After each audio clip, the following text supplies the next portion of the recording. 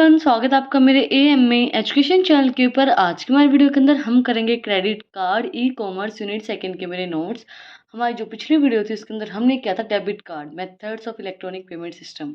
अगर आपने वो वीडियो नहीं देखी है तो उसका लिंक डिस्क्रिप्शन में है, आप जाके चेक कर सकते हैं। और अगर आप चैनल पे नए हैं तो सबसे पहले चैनल को जाके सब्सक्राइब करें, बेल आइकन प्रेस करें फॉर न्यू अपडेट्स। और अगर आपने सब्सक्राइब कर रखा है तो आप लोगों का बहुत बहुत दिल से धन्यवाद। तो आज की वीडियो को हम स्टार्ट करते हैं। क्रेडिट कार्ड क्या होता है, उसके एडवांटेजेस, उसकी वर्किंग, उसकी डिसएडवांटेजेस हम आज की वीडियो के अंदर स्टडी करेंगे। Credit card is a payment card issued by the user as a system of payment. It enables the credit holders to obtain goods and services from merchants by making credit from bank. Credit card एक payment के लिए use की जाता है। हमें कोई भी payment करनी होती है, उसकी एक लिमिटेड अमाउंट होती है कि हम इतनी लिमिट तक उसके अंदर पेमेंट कर सकते हैं। It enables the card holder to obtain goods and services. Goods and services को ऑब्टेन करने के लिए, खरीदने के लिए हमें वो फैसिलिटी बैंक प्रोवाइड करवाता है। Advantages of credit card: enable any purchase, हम कोई भी परचेज कर सकते हैं। परचेज प्रोडक्ट्स और services whenever and wherever you want without ready cash and paying from them and later date. ऐसा नहीं है कि हम कोई भी लेटर डेट में पेमेंट करें, हम जिस टाइम पे जिस जगह पे हम पेमेंट करना चाहते हैं उस जगह पे हम अपनी पेमेंट कर सकते हैं with the help of credit card. Flexibility: they allow you to make purchase on credit without carrying around a lot of cash. This allows you a lot of flexibility. आपको मतलब ये नहीं कि आपको कैश लेके चलना पड़ेगा। आप कैश के बिना, आजकल तो वैसे भी कैशलेस हो गया है इंडिया, क्योंकि हम फ़ोन पे कर देते हैं, गूगल पे कर देते हैं। लेकिन इससे पहले हमारा क्या था, हम डेबिट कार्ड से पेमेंट कर देते थे, क्रेडिट कार्ड से पेमेंट कर देते थे, या फिर स्मार्ट कार्ड से हम पेमेंट कर देते थे। ये फ्लेक्सिबल होता है, इसके अंदर हमें ज़्यादा कैश की ज़रूरत नहीं पड़ती है। Then convenient: they allows convenient remote purchasing online और by phone. They allow you to pay for larger purchase in the small monthly installment. अगर आपने कोई भी लार्ज परचेज कोई भी चीज़ कर ली है तो आप उनको छोटी छोटी अपने इंस्टॉलमेंट में उसको पे कर सकते हो। जैसे हम कहीं भी कोई भी वेबसाइट के ऊपर परचेज करते हैं कोई भी प्रोडक्ट, तो हमें 4 ऑप्शन दिए जाते हैं। डेबिट कार्ड से आप पे कर रहे हो, क्रेडिट कार्ड से आप पे कर रहे हो, या फिर आप कैश ऑन डिलीवरी कर रहे हो। आप किस तरीके से आपकी पेमेंट करोगे, हमें 3-4 ऑप्शंस वहाँ पे दिए जाते हैं।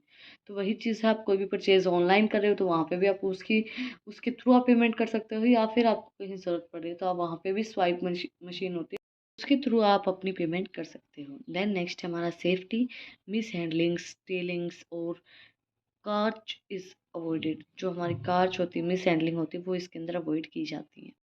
Withhold payment when required. Under certain circumstances, they allows you withhold payment when merchandise which proves defective.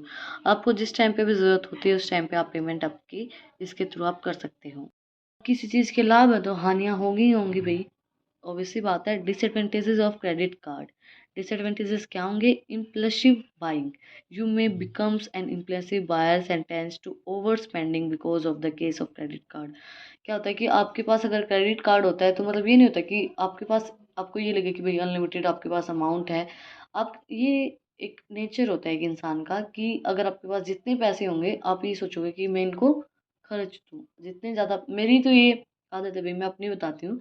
मेरे पास जितने भी पैसे होते हैं ना, मतलब रुकते नहीं है यार। ये होता है कि जितने आए उतने खत्म, जितने आते ही उतने ये होता है कि शॉपिंग कर लो, ये कर लो। तो अभी आपके पास अगर क्रेडिट कार्ड है तो आपकी स्पेंडिंग्स बढ़ जाएंगी, आपकी ओवर स्पेंडिंग्स हो जाएंगी। आपका जितना खर्चा नहीं होता है उतना भी आप कई बार कर देते हो। तो वही चीज़ होती है कि ओवर स्पेंडिंग्स हो जाती हैं। आपके पास पैसे आए या किसी ने आपको पैसे दिए, तो ये होता है कि हाँ, ये पैसे मेरे हैं, मैं इनको खर्च कर सकता हूँ। तो चीज़ें ढूँढने लग जाते हैं हम कि ये परचेज़ कर लें, ये परचेज़ कर लें। वो ऑटोमेटिकली नेचर के अंदर होता है हर एक इंसान के, किसी का नहीं होता है, किसी के अंदर होता है।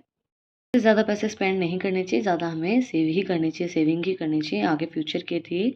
रिलेटिवली एक्सपेंसिव होता ही credit card is usually a relatively expensive way of obtaining credit if you don't use them carefully, especially because of high interest rate and other cost.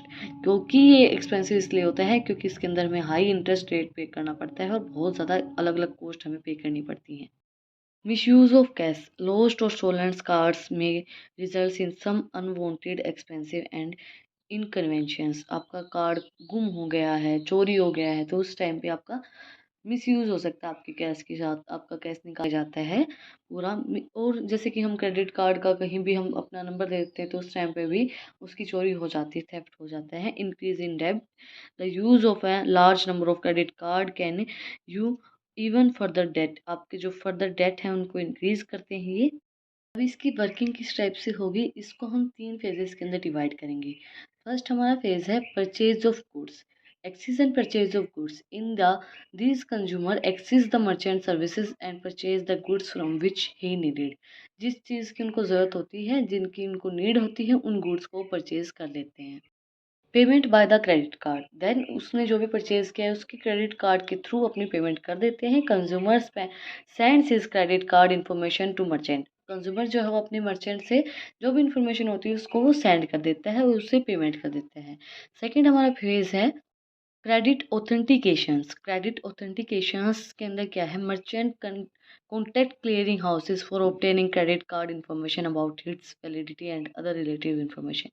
फिर वो क्या करते हैं, क्रेडिट कार्ड के बारे में इन्फॉर्मेशन निकालता है। जो मर्चेंट होता है जिससे हमें पेमेंट की है, वो इन्फॉर्मेशन निकालता है कि जो क्रेडिट कार्ड है हमारा वो वैलिडिटी उसकी है या नहीं है, उसकी जो इन्फॉर्मेशन वो ठीक है या नहीं है, जो उसने इन्फॉर्मेशन जो रिलेटेड दी है वो सब सही है या नहीं है। देन उनको वेरीफाई करता है। Verification of credit card clearing house जो है वो कॉन्टेक्ट करता है कस्टमर्स के बैंक के साथ, फिर उनकी वेरिफिकेशन करते हैं, वो वेरिफिकेशन डन हो जाती है। Provide information to merchant, clearing house inform the merchants regarding valid credit card। देखो पहले उसने क्या किया, वेरीफाई की बैंक से, बैंक ने वेरीफाई, बैंक क्लियरिंग हाउस ने बैंक से वेरीफाई की। बैंक से वेरीफाई होने के बाद वो क्या करेंगे, क्लियरिंग हाउस इन्फॉर्म करेगा मर्चेंट को कि वो जो कार्ड है वो वैलिड है या नहीं है। Closing of transaction, merchant close the transaction with customer, merchant जो वो क्लोज कर देगा अपनी जो ट्रांजेक्शन होती है कस्टमर के साथ।